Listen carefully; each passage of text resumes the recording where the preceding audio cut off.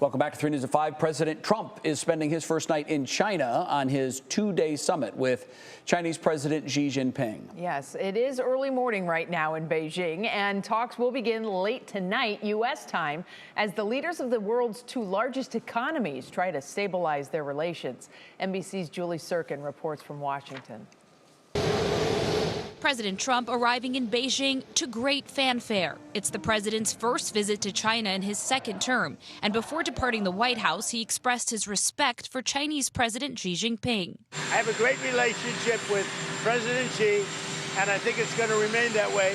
We have a lot of things to discuss. These talks could lead to a thawing of relations. Tech, Taiwan, and trade all expected to come up, as the two countries are in the middle of a tariff truce.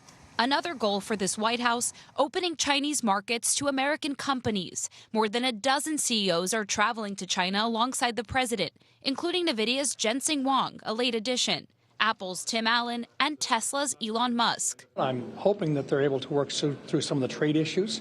Taiwan will be a delicate topic. China claims the island nation, but the U.S. backs its independence.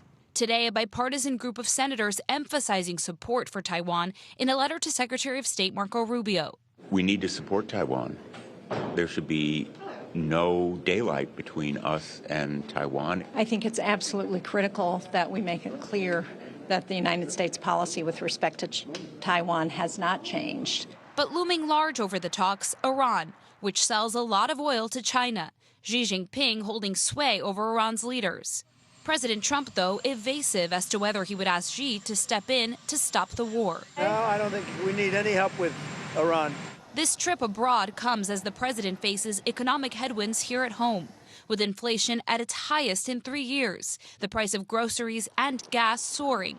But Trump says that's not a factor on his path to peace. The only thing that matters when I'm talking about Iran, they can't have a nuclear weapon. I don't think about American financial situation. Many Republicans on Capitol Hill are pushing back on that criticism. For example, earlier today, House Speaker Mike Johnson said the president is focused on ending the war, on reopening that critical Strait of Hormuz, and those actions will help bring prices down for Americans. In Washington, Julie Sirkin, NBC News.